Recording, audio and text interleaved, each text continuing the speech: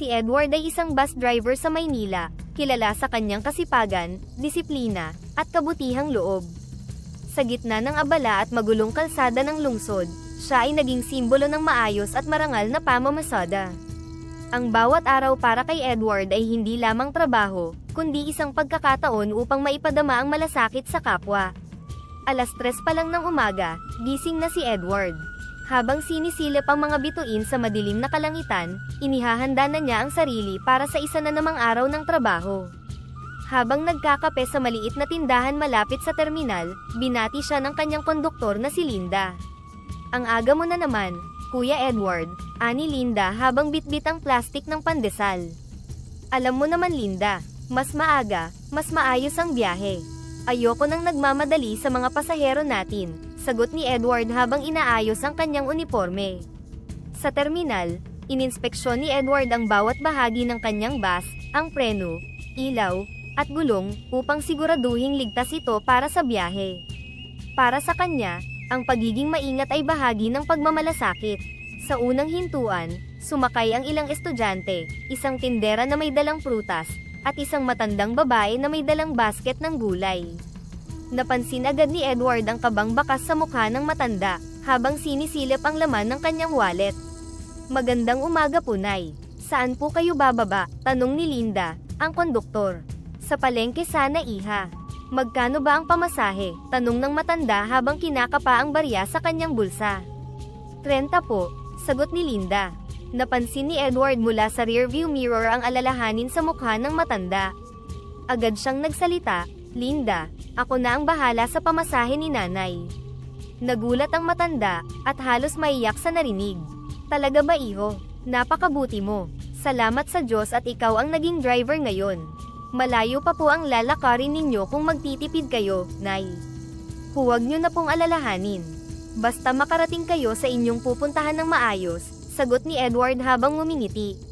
Habang tumatakbo ang bus sa kahabaan ng EDSA, naririnig ni Edward ang mga tahimik na usapan ng kanyang mga pasahero. "Ang bait ng driver na to. Sana lahat ng driver ay katulad niya," wika ng isang binatilyo. "Oo nga," sagot ng isang tindera. "Ang gaan ng pakiramdam kapag alam mong may ganitong tao sa mundo." Isang estudyante na laging sumasakay sa bus ni Edward, ang biglang nagtanong, "Kuya, bakit po kayo laging tumutulong?" Sandaling tumahimik si Edward, at ngumiti. "Alam mo, iho, dati rin akong nangangailangan ng tulong. Kung hindi dahil sa kabutihan ng ibang tao, baka wala akong maayos na trabaho ngayon. Kaya hanggat kaya ko, tumutulong ako." Ang sagot niyang iyon ay nag-iwan ng marka sa mga nakasakay. Sa bawat hinto at takbo ng bus, naramdaman ng bawat pasahero ang init ng malasakit ni Edward. Sa pagtatapos ng araw, habang binibilang ni Linda ang natirang sukli sa kanyang bag, lumapit siya kay Edward na abala sa pag-aayos ng kanyang gamit sa driver's seat. "Kuya Edward, lagi mo nalang binabayaran ng pamasahe ng ibang pasahero," anya, bakas sa boses ang pag-aalala. "Hindi naman ganun kalaki ang kita natin. Paano kung sa susunod, ikaw naman ang mawalan?" Saglit na tumigil si Edward sa kanyang ginagawa at ngumiti. "Linda, alam kong hindi malaki ang kinikita natin, pero ang mahalaga, nakakaraos tayo ng maayos. Kung may pagkakataon akong makatulong, bakit hindi ko gagawin? Hindi ko kayang makita ang iba na nahihirapan kung kaya ko namang tumulong kahit papaano." Napabuntong hininga si Linda, pero bakas din ang paghanga sa kanyang mukha. "Alam mo kuya, iba ka rin talaga. Kung tutuusin, wala naman tayong responsibilidad na gawin ang mga yan. Pero parang napakagaan sa'yo kahit paminsan ikaw rin ang nagsasakripisyo." Ngumiti si Edward at tumingin sa kalangitan, na unti-unti nang dinadaluyan ng mga bituin. "Linda, hindi naman lahat ng tulong ay nasusukat sa pera. Ang importante, alam ng mga taong tinutulungan natin na hindi sila nag-iisa. Malay mo, sa simpleng ginawa natin, nabigyan natin sila ng pag-asa na ituloy ang laban nila sa buhay." Habang inaayos ni Linda ang kanyang bag, hindi na niya napigilan ang mapangiti. Sa likod ng simpleng trabaho nila, napagtanto niyang may mas malalim na dahilan kung bakit ginagawa ni Edward ang kanyang kabutihan. Sa bawat araw na lumilipas, si Edward ay nananatiling tahimik ngunit matibay na bayani, isang taong patuloy na nagbibigay ng liwanag, hindi lamang sa kalsadang kanyang tinatahak, kundi pati na rin sa mga pusong nangangailangan ng liwanag. Isang maaliwalas na umaga, nakaupo si Edward sa isang maliit na tindahan malapit sa terminal.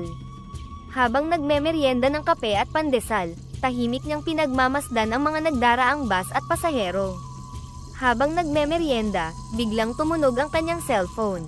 Agad niyang kinuha ito mula sa kanyang bulsa at nakita ang pangalan ng kanyang tiyahin, si Aling Teresita, sa screen.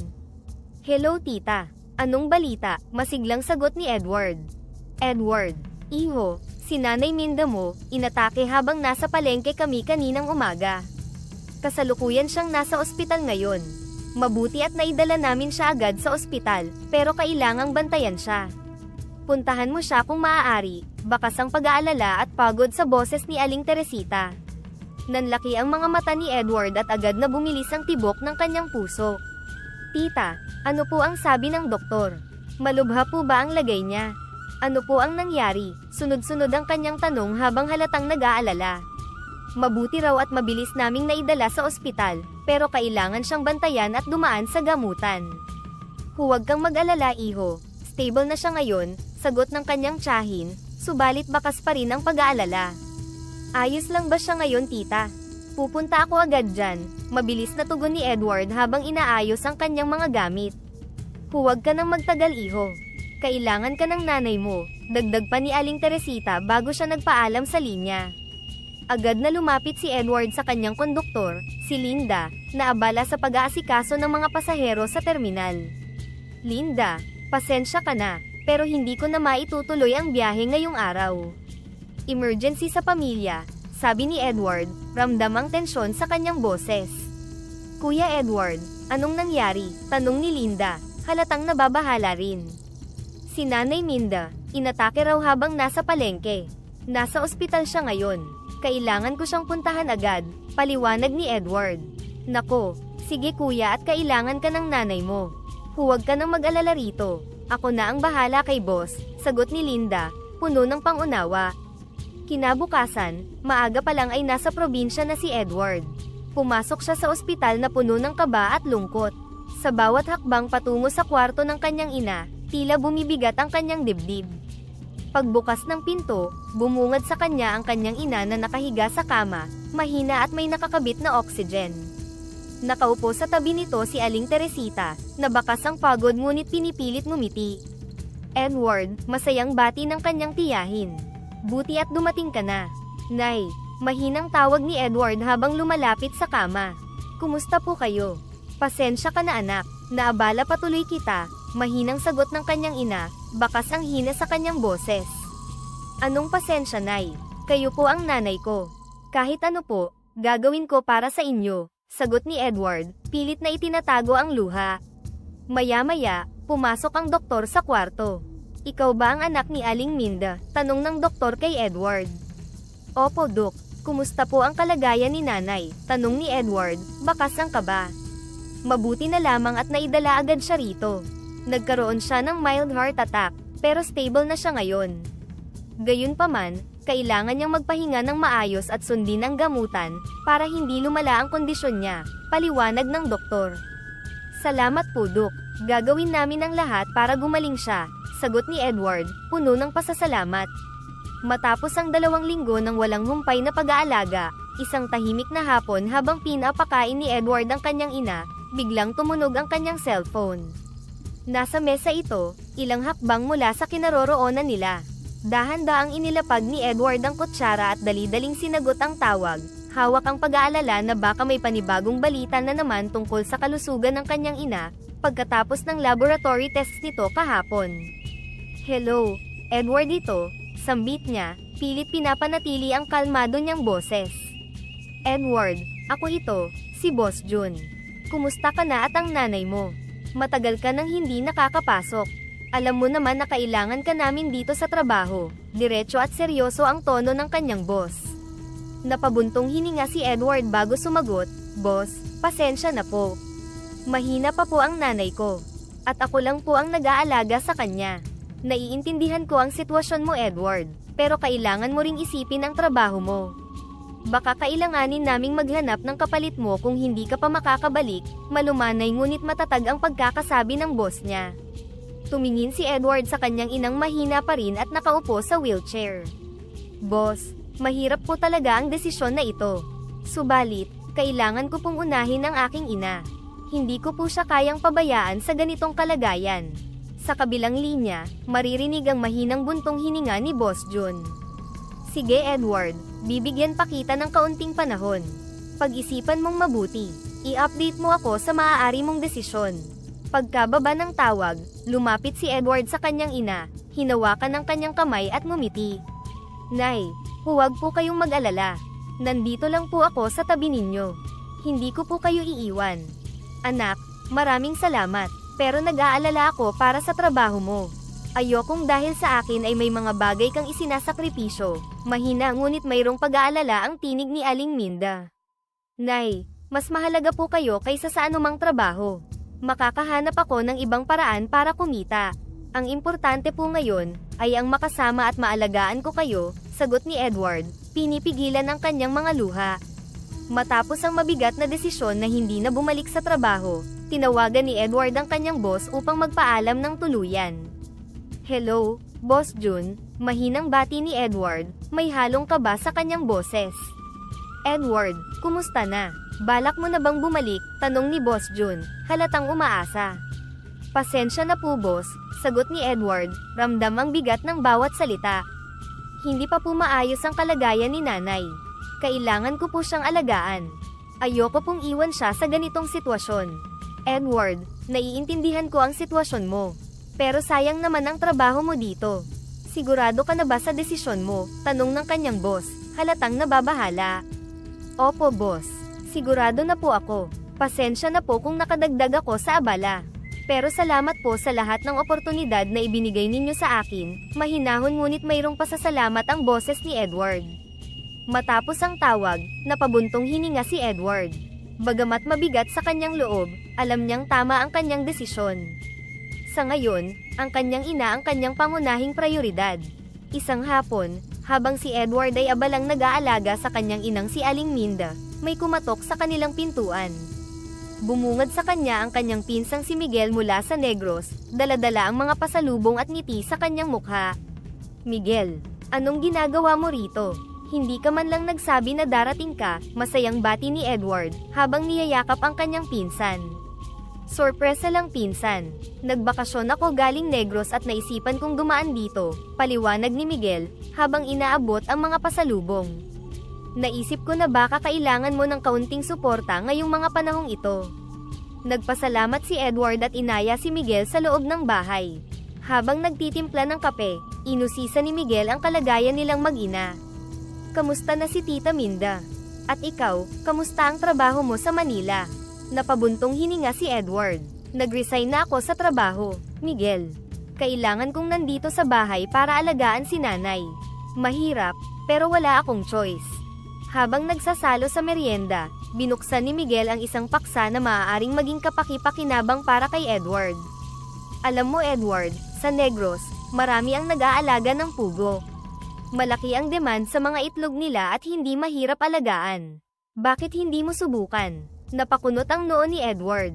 Pugo, hindi ba mahirap yan? Hindi Edward, sagot ni Miguel, hindi ito kasing hirap ng iniisip mo. Mabilis silang magparami, at mabenta ang mga itlog sa palengke at online. Hindi rin kailangan ng malaking espasyo para dito. Napaisip si Edward sa suhestyon ni Miguel. Ang ideya ng isang bagong negosyo na maaari niyang patakbuhin habang nasa bahay lang ay tila isang magandang oportunidad. Subukan mo Edward, ulit ni Miguel. Kung interesado ka, pwede kang magsimula sa ilang pugo muna. Maganda ito bilang panimula lalo na't nasa bahay ka lang. Nagliwanag ang mukha ni Edward sa narinig. Interesado ako Miguel. Paano ba magsimula sa ganitong negosyo? Sa natitirang oras ng hapon, ipinaliwanag ni Miguel ang proseso ng pag-aalaga ng pugo, mula sa pagpili ng mga sisiw, pagkain, pangangalaga, at hanggang sa pag-market ng mga itlog. Napagkasunduan nila na subukan ni Edward ang pag-aalaga ng ilang pugo, upang makita kung angkop ito sa kanyang sitwasyon. Maraming salamat sa pagbabahagi nito Miguel. Malaking tulong ito. Gagawin ko ang lahat para maging maayos ang negosyong ito, sabi ni Edward, puno ng determinasyon. Gamit ang naipong pera mula sa pagmamaneho niya sa Maynila, sinimulan ni Edward ang kanyang munting negosyo sa pag-aalaga ng pugo. Sa unay nangangapa siya, ang tamang sukat ng patuka, tamang temperatura para sa mga pugo, at ang maingat na pagbabantay sa kanilang kalusugan ay tila nakakapagod at mahirap alamin. Ngunit sa kanyang tiyaga at dedikasyon, unti-unting naging maayos ang kanyang negosyo. Dumami ang kanyang mga pugo, at ang kanilang mga itlog ay nagsimulang maging mabenta sa palengke. Isang tahimik na gabi, habang abala si Edward sa pagpapakain ng kanyang mga pugo, biglang nagbago ang paligid. Isang kakaibang liwanag ang bumalot sa kanyang bakuran, na tila nanggagaling mula sa langit. Napalingon siya, at sa gitna ng liwanag ay lumitaw ang isang magandang babae, na may mahaba at kumikinang na damit. Nanlaki ang mga mata ni Edward, at napaurong siya, hawak ang dibdib sa kaba. "Sino ka? Anong ginagawa mo rito? Multo ka ba?" tanong niya, bakas ang takot sa kanyang boses. Ngumiti ang babae, at ang kanyang tinig ay parang musikang nagbigay ng katahimikan sa paligid. "Huwag kang matakot, Edward. Hindi ako multo. Ako si Generosa, isa akong engkantada." "Engkantada?" bulalas ni Edward, halos hindi makapaniwala. "Anong kailangan mo sa akin?" "Narito ako hindi para manakot, kundi para magpasalamat," sagot ni Generosa, habang dahan-daang lumalapit sa kanya. Habang unti-unting humuhupa ang takot ni Edward, nagtanong siya, "Bakit ka magpapasalamat sa akin?" "Hindi kita kilala." Ngumiti si Generosa, at ang kanyang mga mata ay nagliliwanag. "Hindi mo ako nakikilala sa anyong ito, pero ako ang matandang babae na nilibre mo ng pamasahe noon sa Maynila. Sa panahong iyon, wala akong inaasahang tulong, ngunit ikaw, nagpakita ka ng kabutihan na walang hinihintay na kapalit." Nagulat si Edward. "Kayo po, hindi ko po akalaing muli tayong magkikita. Kamusta na po kayo?" "Salamat sa iyo, Edward.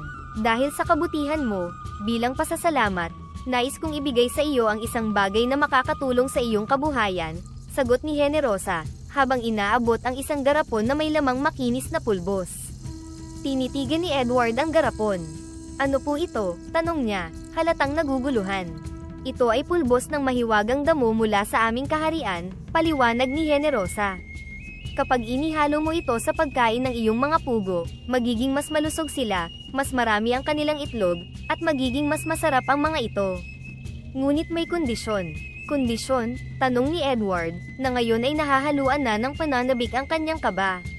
"Upang mapanatili ang bisa ng pulbos at upang hindi maubos ang garapon, kailangan mong sundin ang alituntunin," paliwanag ni Generosa. "Tuwing kabilugan ng buwan, ilabas mo ang garapon sa ilalim ng sinag ng buwan. At, Edward, mag-alay ka ng tinolang pugo." "Tinolang pugo?" tanong ni Edward, nalilito. "Oo, Edward," sagot ni Generosa, ngumingiti. "Gamitin mo ang pinakamatabang alaga mong pugo, luyang dilaw at sili na kailangan mong hukayin ng madaling araw, bago ang kabilugan ng buwan. Ito ang alay na magpupuno ulit sa garapon ng mahiwagang pulbos." Kinabukasan, sinubukan ni Edward ang mahiwagang pulbos. Inihalo niya ito sa feeds ng kanyang mga pugo, tulad ng sinabi ni Generosa. Habang pinapakain niya ang mga ito, inalala niya ang sinabi ng engkantada. "Kung totoo man ito, malaking tulong ito para sa akin at sa kabuhayan namin ni Nanay Minda," bulong niya sa sarili. Sa loob ng ilang araw, napansin ni Edward ang mga pagbabago sa kanyang mga pugo. Mas naging masigla ang mga ito, mabilis lumaki, at higit na masigla kaysa dati. Nang mangitlog ang mga ito, labis siyang namangha sa dami ng itlog na kanyang nakolekta. Dahil sa mahiwagang damo, ang mga itlog ng pugo ni Edward ay naging mas masustansya at masarap, na agad napansin ng kanyang mga customer. Ang dating tahimik na bakuran ni Edward kung saan siya nag-aalaga ng pugo ay unti-unting naging isang masiglang lugar, kung saan regular na dumarating ang mga mamimili, mula sa iba't ibang parte ng bayan. Isang umaga, habang abala si Edward sa paghahanda ng mga itlog na ibebenta, lumapit sa kanya si Aling Celia, isa sa kanyang mga suki. "Edward, napansin ko talagang mas masarap ang mga itlog mo ngayon. Anong sikreto mo?" tanong ni Aling Celia, habang pinipili ang mga itlog na kanyang bibilhin. Ngumiti si Edward. "Aling Celia, salamat po. May bago po kasi akong paraan sa pag-aalaga ng mga pugo. Natutuwa po ako na nagustuhan ninyo. Bakit hindi ka magtinda ng mas marami pa? Sigurado akong marami ang magkaka-interes." Ito'y kakaiba at mas malasa kaysa sa ibang itlog na nabibili ko, suhestyon ni Aling Celia, habang inaayos ang kanyang bayad. Napaisip si Edward sa mungkahi. Salamat po sa payo. Plano ko na rin po talagang mag-expand. Habang abala si Edward sa pagbibilang ng mga itlog na ibinebenta sa kanyang mga customer, dumating si Mang Antonio, isang street food vendor na regular nang kumukuha ng supply mula sa kanya. Hawak ang basket, ngumiti si Mang Antonio at bumati. Edward, mas marami akong benta ngayon ng kwek-kwek. Sabi nila, mas masarap daw ang kwek-kwek ko ngayon, anya, halatang masaya sa kanyang kwento. Talaga Mang Antonio, nakakatuwa naman pong marinig yan, sagot ni Edward, habang inaabot ang piniling mga itlog. Siguro po dahil mas maganda na talaga ang kalidad ng itlog natin ngayon. Mas masustansya kasi at natural ang proseso. Oo nga Edward, pero alam mo, sabi pa nila, mas malakas daw sila pagkatapos kumain ng kwek-kwek ko. Parang may kakaibang sigla raw silang nararamdaman, dagdag ni Mang Antonio, bakas ang kasiyahan sa kanyang boses.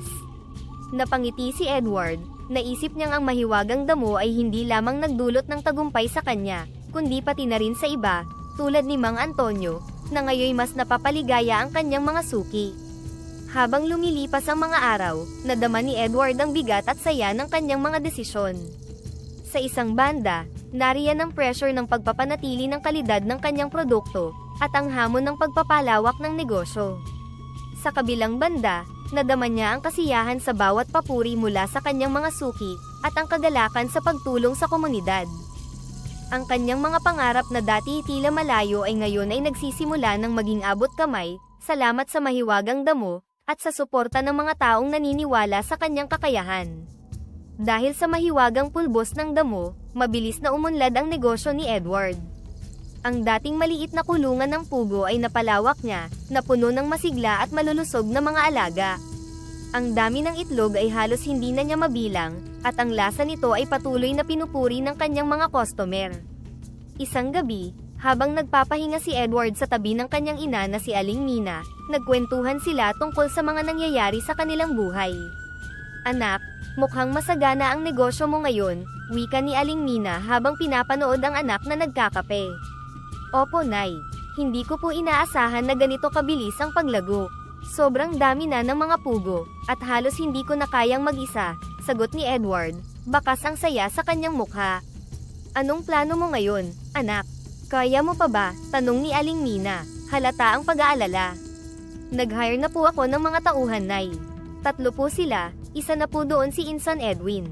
Alam kong kailangan ko ng mga maasahang tao, kaya isinama ko siya, paliwanag ni Edward. Napangiti si Aling Mina, mabuti yan anak, pero tandaan mo, huwag kang masyadong magpakapagod. Alam mo anak, nabibiyayaan ka hindi lang dahil sa sipag mo, kundi dahil mabuti ang puso mo. Natigilan si Edward, bagamat hindi niya nabanggit ang tungkol sa mahiwagang damo, naramdaman niyang tama ang sinabi ng kanyang ina. Ang tagumpay na natatamasa niya ngayon ay hindi lamang dahil sa mahiwagang biyaya, kundi sa kanyang dedikasyon at malasakit sa kapwa. Kinabukasan, pinulong ni Edward ang kanyang mga bagong tauhan, upang ipakita sa kanila ang mga kulungan at ituro ang mga gawain. Edwin, ikaw ang bahala sa pagpapakain ng mga pugo at sa pag-aalaga sa mga sisiw. May karanasan ka na rin naman sa ganitong gawain, kaya tiwala akong magagawa mo ito, sabi ni Edward habang tinuturo ang mga bagong kulungan. Oo Kuya Edward, salamat sa tiwala, gagawin ko ang lahat ng makakaya ko, sagot ni Edwin, na halatang masaya sa pagkakataong ibinigay sa kanya. Rosa at Ben, kayo naman ang mag-aasikaso sa paglilinis ng kulungan at sa pagsesegregate ng mga itlog. Kailangang maayos ang lahat para mapanatili ang kalidad ng ating produkto, dagdag ni Edward sa 2 pang tauhan. Oo Kuya Edward, sabay na sagot ni Rosa at Ben, bakas ang kasiyahan sa kanilang mga mukha. Sa mga sumunod na linggo, lalong dumami ang mga customer ni Edward. Ang kanyang negosyo ay naging usap-usapan hindi lamang sa kanilang lugar, kundi pati na rin sa karatig bayan. Isang araw, inimbitahan niya si Aling Mina, na lumalakas na ang pangangatawan, na makita ang lumalaking puguhan. Nay, tingnan niyo po, ang dami na nating pugo, masayang sabi ni Edward habang ipinapakita ang puguhan sa kanyang ina. Ang galing mo anak, hindi ko akalaing mangyayari ito. Natutuwa ako na makita kitang umaasenso, sagot ni Aling Mina, halos maiyak sa tuwa. Pero, Nay, lahat ng ito ay para sa atin. Gusto kong mabigyan kayo ng mas maginhawang buhay, sabi ni Edward habang hawak-hawak ang kamay ng kanyang ina. Sa tulong ng kanyang mga tauhan, lalo pang lumago ang negosyo ni Edward. Ang puguhan na dati maliit lamang ay naging simbolo ng tagumpay at pag-asa para sa kanilang komunidad. Sa bawat araw na lumilipas, natutunan ni Edward na ang tagumpay ay hindi lamang nasusukat sa dami ng pera kundi sa dami ng taong natutulungan. Ang kanyang negosyo ay naging inspirasyon sa iba, at si Edward ay nanatiling mapagpakumbaba, pinanghahawakan ang aral na iniwan ng kanyang ina, ang mabuting puso ay laging nagdudulot ng biyaya. Si Mr. Rojas, isang mayamang negosyante sa kanilang bayan. Sa kabila ng kanyang kayamanan, hindi niya maiwasang mainggit kay Edward, ang dating bus driver na naging matagumpay sa pag-aalaga ng pugo. Habang tumataas ang reputasyon ni Edward sa kanilang lugar, lalong naiinggit si Mr. Rojas.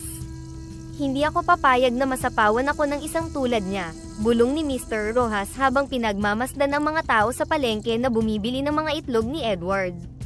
Kung kaya niyang umasenso sa pugo, mas kaya ko ito. Pero sisiguraduhin kong mawawala siya sa aking daan. Isang gabi, sa loob ng kanyang marangyang opisina, tinawag ni Mr. Rojas ang isa sa kanyang mga tauhan upang magbigay ng utos. Kailangan kong pigilan ang pag-angat ni Edward, sabi niya habang hawak-hawak ang isang baso ng mamahaling alak. Hanapan mo ng kahinaan ang negosyo niya. Gusto kong maghirap siya. Sir, paano po natin gagawin yan? Malakas ang negosyo niya, sagot ng tauhan, tila nag-aalinlangan. Hindi ko kailangan ng tanong. Sundin mo na lang ang sinasabi ko. Hanapin mo si Edwin na tauhan niya. Balita ko, pinsan niya yun. Magagamit natin siya laban kay Edward, utos ni Mr. Rojas, bakas ang kaseryosohan sa kanyang boses. Sa sumunod na araw, lihim na kinausap ng tauhan ni Mr. Rojas si Edwin sa isang tindahan malapit sa puguhan ni Edward. Edwin, gusto kang makausap ng boss ko, si Mr. Rojas, sabi ng tauhan habang iniabot ang isang envelope na may lamang pera. Bakit ako? Tanong ni Edwin, halatang nagtataka. Kailangan kanya para sa isang espesyal na trabaho. Malaki ang gantimpalang ibibigay niya, sagot ng tauhan, sabay lakad palayo. Kinagabihan, pumunta si Edwin sa bahay ni Mr. Rojas. Doon, inalok siya ng malaking halaga ng pera, upang lagyan ng laso ng pagkain ng mga pugo ni Edward. Isang beses lang ito Edwin, sabi ni Mr. Rojas habang hawak-hawak ang envelope. Gawin mo ito, at hindi mo na kailangang magtrabaho ng mahirap. Pero pinsan ko si Kuya Edward. Hindi ko kayang gawin yan sa kanya, sagot ni Edwin, halatang nag-aalinlangan. Isipin mo ang kinabukasan mo, Edwin.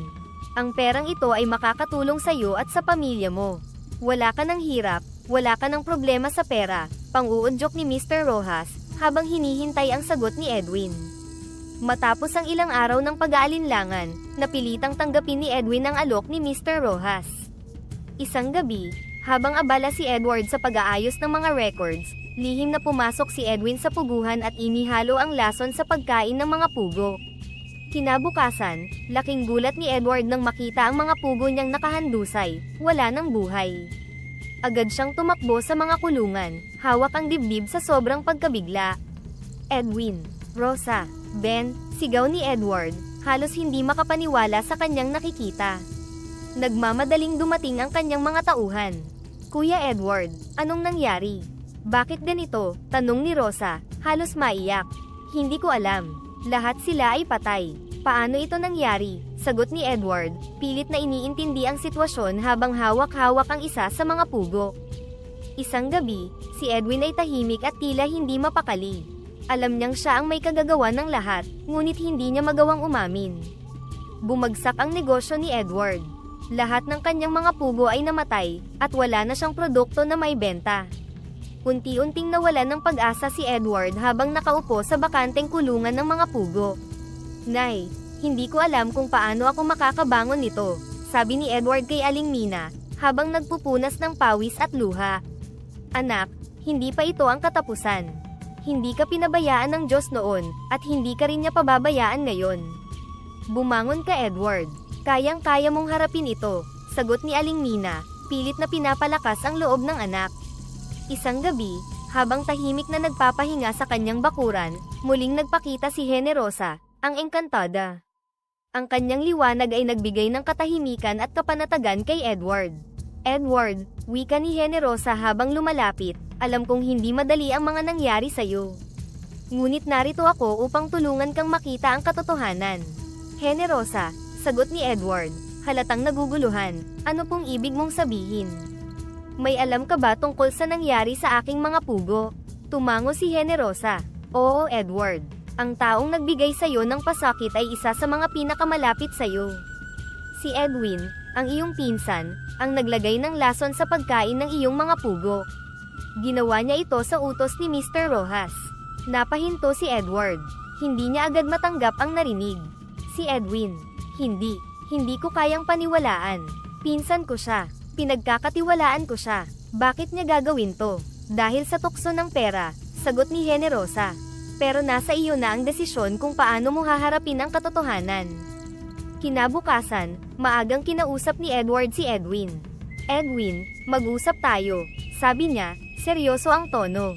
Oo kuya, sagot ni Edwin, pilit na iniingatan ng boses na hindi magpakita ng kaba. Tapatin mo ako, Edwin.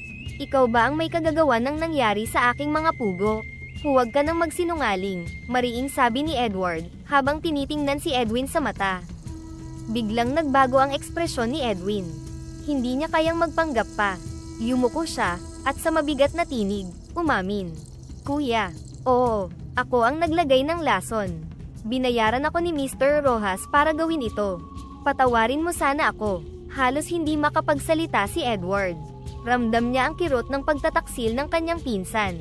Bakit Edwin? Anong dahilan? Wala ka bang tiwala sa akin? Hindi ba kita sinuswelduhan ng sapat? Kuya, hindi ko alam kung anong pumasok sa isip ko, sagot ni Edwin, halos mangiyak-ngiyak. Natukso ako sa perang inalok ni Mr. Rojas. Akala ko, makakatulong sa akin at sa pamilya ko. Pero ngayon, ramdam ko na ang bigat ng kasalanan ko. Sana mapatawad mo ako. Naglakad palayo si Edward, iniisip ang mga dapat niyang gawin. Sa loob ng kanyang puso, umaalon ang galit, pagkabigo, at awa para sa pinsang minsan niyang pinagkatiwalaan. Pagbalik niya, malinaw na ang kanyang desisyon. Edwin, wika niya, pilit pinapanatiling kalmado ang kanyang boses. Hindi madali itong gagawin ko, pero kailangang sibakin na kita sa trabaho. Hindi na kita pwedeng pagkatiwalaan. Mahalaga ang negosyo ko, hindi lang para sa akin, kundi para rin sa mga taong umaasa dito. Nagsimulang umiyak si Edwin. Kuya, pasensya na. Handa akong pagbayaran ang nagawa ko. Sana mabigyan mo ako ng pagkakataong makabawi. Ang pagpapatawad Edwin, ay hindi ko ipagkakait sa'yo, sagot ni Edward. Pero ang tiwala, ay kailangang patunayan ulit. Sa ngayon, magkaibang landas muna ang tatahakin natin. Makalipas ang ilang linggo ng pagbagsak ng negosyo, muling nagpakita si Engkantada Generosa kay Edward isang gabi, habang tahimik siyang nagmumuni-muni sa harap ng kanyang puguhan. Ang liwanag ng buwan ay nagbigay ng kakaibang kinang sa kanyang paligid, at sa gitna nito'y naroon si Generosa, hawak ang isang maliit na supot na tila may laman na gintong barya. Edward, wika ni Generosa, ang kanyang tinig ay puno ng kaginhawaan at pagmamalasakit. Nakita ko ang iyong hirap at katatagan. Narito ako upang tulungan kang muli. Engkantada Generosa, sagot ni Edward, halata ang gulat at saya sa kanyang boses.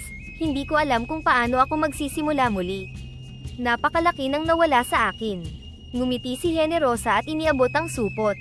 Narito ang ilang gintong barya, gamitin mo ito upang muling itayo ang iyong negosyo. Ngunit tandaan mo, Edward, ang tunay na tagumpay ay hindi lamang sa muling pagbangon, kundi sa pagbabahagi ng iyong biyaya sa iba. Puno ng pasasalamat, tinanggap ni Edward ang supot. Salamat Generosa, hindi ko makakalimutan ang lahat ng tulong mo. Sisiguraduhin kong gagamitin ko ito ng tama. Sa tulong ng mga gintong barya mula kay Engkantada Generosa, sinimulan muli ni Edward ang kanyang puguhan. Bumili siya ng mga bagong pugo, inayos ang mga kulungan, at kumuha ng mga tauhan na dumaan sa masusing pagsubok. Sa bawat araw na lumilipas, unti-unti niyang naramdaman ang muling pag-usbong ng sigla ng kanyang negosyo. Isang umaga, habang nag-aasikaso ng mga itlog, lumapit si Rosa, isa sa kanyang mga tauhan. Kuya Edward, ang daming nagpapasalamat sa atin dahil sa kalidad ng mga itlog. Bumabalik na ang mga suki natin. Ngumiti si Edward, ramdam ang kasiyahan sa kanyang puso. Salamat Rosa. Hindi ito mangyayari kung hindi dahil sa tulong ng lahat. Kaya natin ito. Habang umuunlad muli ang negosyo ni Edward, nakatanggap din siya ng balita tungkol sa muling pagbangon ng negosyo ng kanyang kaibigan na si Mang Ernesto, isang kilalang street food vendor na nagbebenta ng kwek-kwek. Sa isang pagkikita nila, masayang ibinahagi ni Mang Ernesto ang kanyang karanasan. Edward, mabuti naman at nakabalik na ang negosyo mo. Nanibago dati ang mga customer ko at hinahanap nila ang dating masarap na kwek-kwek ko. Salamat at bumalik ka na sa negosyo. Malaki ang naitulong nito para bumalik ang mga suki ko. Masaya ako para sa iyo, Mang Ernesto, tugon ni Edward, tunay ang ngiti sa kanyang labi. Nakakatuwa na nagbalik muli ang iyong mga suki. Ito ang maganda kapag nagtutulungan, pareho tayong nakakabangon. Isa sa mga natuwa sa muling pagbangon ng negosyo ni Edward ay si Mang Jose, isang retiradong guro at matagal ng suki ni Mang Ernesto. Edward, talagang bumalik ang lasa ng kwek-kwek na hinahanap-hanap ko, sabi ni Mang Jose isang araw habang bumibili sa pwesto ni Mang Ernesto. Noong nawala ang negosyo mo, parang may kulang sa merienda ko tuwing hapon. Nakakataba po ng puso ang inyong mga salita Mang Jose, sagot ni Edward, puno ng pasasalamat. Nagpapasalamat ako na sa muling pagbangon ng aking puguhan ay may napapasaya din akong mga kaibigan, at suking tulad ninyo. Sa bawat araw na lumilipas, hindi lamang ang negosyo ni Edward ang umusbong muli, kundi pati na rin ang tiwala at suporta ng kanyang komunidad. Ang kanyang pagsisikap at dedikasyon sa pagbibigay ng kalidad na produkto ay hindi lamang nakapagbalik ng sigla sa kanyang negosyo, kundi naging inspirasyon din ito sa maraming tao sa kanilang lugar. Habang umuunlad muli ang negosyo, naalala ni Edward ang pinagdaanan ng kanyang ina nang ito'y magkasakit. Isang araw, habang nag-uusap sila ni Aling Nina sa hapagkainan, inihayag niya ang kanyang plano. Nay, wika ni Edward, nais kong tumulong sa mga nangangailangan, lalo na sa mga may sakit. Alam ko ang hirap at gastos ng pagpapaospital dahil sa nangyari sa inyo noon. Tumango si Aling Nina, bakas ang pagmamalaki sa kanyang mukha. Anak, napakaganda ng layunin mo. Gawin mo yan. Ang tulong na ibibigay mo ay magbabalik sa'yo ng higit pa. Sinimulan ni Edward ang pagtulong sa mga may sakit sa kanilang barangay. Binibigyan niya ang mga ito ng pinansyal na tulong para sa pagpapagamot, at nagbibigay rin siya ng mga itlog mula sa kanyang puguhan. Isang araw, dumalaw si Aling Norma, isang babae na may anak na naospital kamakailan. Hawak niya ang kamay ng anak habang lumalapit kay Edward. Edward, maraming salamat. Kung hindi dahil sa'yo, hindi ko alam kung paano ko mapapagamot ang anak ko. Napakabuti ng puso mo, ngumiti si Edward. Huwag po kayong magpasalamat. Alam ko ang hirap na pinagdaraanan ng isang magulang kapag may sakit ang anak. Nais ko lang makatulong. Habang tumutulong, mas naramdaman ni Edward ang kasiyahan. Ang sarap sa pakiramdam na nakakatulong ka sa iba. Mas masarap pa ito kaysa sa tagumpay sa negosyo, bulong niya sa sarili. Sa kanyang walang sawang pagtulong, naging inspirasyon si Edward sa kanyang baryo. Dumami ang mga tao sa kanilang barangay ang sumusunod sa kanyang halimbawa, tumutulong sa kapwa at nag-aambag sa pag-unlad ng lugar. Isang gabi, dumating si Edgar, isang matagal ng matalik na kaibigan. Edward, ang dami mong natulungan. Hindi lang negosyo ang naitayo mo, kundi isang mas maayos na komunidad. Napakalaking inspirasyon mo sa amin. Edgar, sagot ni Edward, hindi ko ito ginagawa para sa akin. Kung may natutunan ako sa buhay, iyon ay ang halaga ng pagtulong sa iba. Ang kabutihan, gaano man kaliit, ay may kakayahang magdulot ng malaking pagbabago. Sa bawat araw na lumilipas, mas umuunlad ang negosyo at kabuhayan ni Edward. Ngunit higit pa sa kayamanan, ang pagmamahal at respeto ng komunidad ang naging pinakamahalagang biyaya para sa kanya. Sa bawat pasasalamat na kanyang natatanggap, naramdaman ni Edward ang tunay na kahulugan ng tagumpay, isang tagumpay na hindi nasusukat sa pera, kundi sa kakayahang magbigay ng liwanag at pag-asa sa buhay ng iba. Makalipas ang ilang buwan, habang abala si Edward sa pamamahala ng kanyang puguhan, napansin niyang paparating si Edwin. Bakas sa mukha nito ang matinding pagod, gutom, at lungkot. Nakayuko itong lumapit sa kanya, tila nag-aalangan kung paano sisimulan ang nais sabihin. Kuya Edward, bungad ni Edwin, mababa ang boses at puno ng pagsisisi. Narito ako upang humingi ng tawad. Alam kong napakalaki ng kasalanan ko sa'yo. Alam ko rin na hindi ko dapat asahan ang kapatawaran mo. Pero kuya, wala na akong trabaho. Wala na rin akong maipakain sa pamilya ko. Kung maaari lang, bigyan mo ako ng isa pang pagkakataon. Natigilan si Edward. Ang puot na minsan niyang naramdaman ay tila muling bumalik, ngunit kasabay nito ang awa sa pinsang nasa harapan niya. Sa kabila ng kanyang nasirang tiwala, naalala niya ang mga oras na magkasama nilang itinaguyod ang puguhan, noong nagsisimula pa lang ito. Edwin, wika ni Edward, pilit pinapakalma ang sarili, alam mo kung gaano kasakit ang ginawa mo. Nawalan ako ng lahat dahil doon. Pero ngayon, narito ka, humihingi ng tawad, at ramdam kong sinsero ang pagsisisi mo. Napatingin si Edwin sa kanyang pinsan, nag-aalangan. Oo kuya, hindi ko alam kung paano ako nadala sa tukso ng pera. Pero nangyari na, at pinagsisisihan ko iyon araw-araw. Kung bibigyan mo lang ako ng isa pang pagkakataon, pangako, babawi ako. Hindi ko na uulitin ang pagkakamali ko. Napabuntong hininga si Edward, ngunit agad na nagpa siya. Edwin, bumalik ka na dito, sabi niya, ramdam ang awa sa kanyang boses. Hindi ko gugustuhing may magutom, lalo na ang pamilya mo. Pero tandaan mo Edwin, kailangan mong patunayan na karapat-dapat kang mapagkakatiwalaan ulit. Huwag na huwag mo akong bibiguin. Napaluha si Edwin sa tuwa. Salamat, kuya.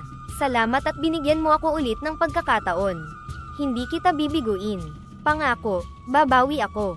Sa pagbabalik ni Edwin sa puguhan, pinakita niya ang kanyang kasipagan at dedikasyon. Mas naging maingat siya sa kanyang mga gawain, at ipinakita sa lahat na seryoso siya sa kanyang pangako. Sa bawat araw na lumipas, mas naramdaman ni Edward na muling nagkakaroon ng saysay ang pagtitiwala niya sa kanyang pinsan. Habang muling umaangat ang negosyo ni Edward, narinig niya ang balita tungkol sa pagbagsak ng negosyo ni Mr. Rojas. Ang mga tao sa kanilang lugar ay tumalikod sa kanya dahil sa masamang reputasyon nito. Ang dating matagumpay niyang mga negosyo ay tuluyan nang nawala dahil sa kawalan ng suporta mula sa mga mamimili at kasosyo. Kuya, narinig mo na ba? Tanong ni Rosa, isa sa mga tauhan ni Edward. Bumagsak na raw ang mga negosyo ni Mr. Rojas. Oo, narinig ko, sagot ni Edward. Sa halip na magdiwang, bakas ang lungkot sa kanyang mukha. Hindi ko gustong makita ang pagbagsak ng kahit sino. Pero siguro, ito na ang bunga ng kanyang mga ginawa. Habang patuloy na umuunlad ang negosyo ni Edward, mas naging maayos ang relasyon nila ni Edwin. Ang puguhan ay hindi lamang naging simbolo ng tagumpay, kundi ng pagbabago at kapatawaran. Natutunan ni Edwin ang halaga ng tiwala at katapatan, habang si Edward naman ay naging inspirasyon sa kanilang komunidad. Sa huli, napatunayan ni Edward na ang tunay na tagumpay ay hindi lamang nakasalalay sa kita, kundi sa kakayahang magbigay ng pangalawang pagkakataon, at magtayo ng mas matibay na samahan. Sa kanyang puso, alam niyang ang kapatawaran ay bahagi ng muling pagbangon, hindi lamang para sa negosyo, kundi para sa kanilang lahat. Habang lumilipas ang mga araw, ang puguhan ni Edward ay hindi lamang sumibol bilang isang matagumpay na negosyo, kundi bilang isang sentro ng komunidad kung saan ang bawat isa ay may pagkakataong umunlad at magtulungan. Ang dating simpleng puguhan ay naging isang lugar kung saan nakikita ang tunay na kahulugan ng pagbabahagi at pagmamalasakit. Sa bawat umaga, makikita si Edward na abala hindi lamang sa pag-aalaga ng mga pugo, kundi sa pakikipag-usap sa mga tao sa kanilang lugar, tinatanong ang kanilang kalagayan at kung paano pa siya makakatulong. Sa mga araw ng pamamahagi ng mga itlog at pagkain sa mga nangangailangan, lalong lumalim ang respeto at paghanga ng mga tao sa kanya. Isang araw, habang siya ay nag-aayos ng mga bagong kulungan, nilapitan siya ng isang lokal na guro, na si Ma'am Lydia.